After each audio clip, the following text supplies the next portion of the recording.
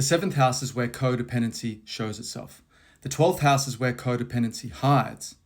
The 4th house is where codependency is learnt. And the 8th house is where codependency is inherited. The 1st house is where the self is claimed. The 6th house is where the self is refined. The 10th house is where the self learns accountability and sovereignty. And the 2nd house is where the self learns value and self-confidence.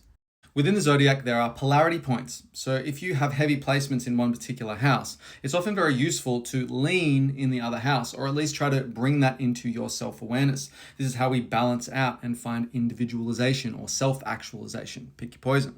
Sometimes a moon Venus, which is typically a beautiful aspect, when we get a transiting Neptune to it, like a square or an opposition, we can blur all boundaries and wish to merge or idealize the partner. Sometimes a Venus in Cancer that aspects a Mars and a Saturn can become overly protective and even coddle their family. A moon in Pisces making an aspect to Jupiter can absorb everyone's mood, so it becomes very hard to identify your own needs. When Venus makes harsh aspects to something like Uranus, it can mean you are drawn to chaotic and unavailable partners. And the more unavailable they become, the more you pine over them. Venus-Pluto can be sometimes extremely jealous, or possessive, or obsessive, stalkerish sometimes. And the outcome of this can be rather traumatic if you think about it. The zodiac will show us many different gremlins and symptoms of codependency. That was just a couple of examples. Ask yourself, what does self-worth or self-confidence or a sense of emotional security and certainty really look like to you?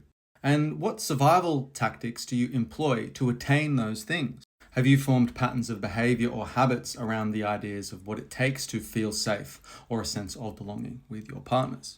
For some of us, our own sense of certainty and emotional security is not found internally, and it needs to therefore be externally validated. And this can actually trigger your own attachment to caregiving for others or emotional overfunctioning. Your identity being shaped by other people's responses or peacekeeping at all costs. Are you slaved to the material possessions, the shared resources?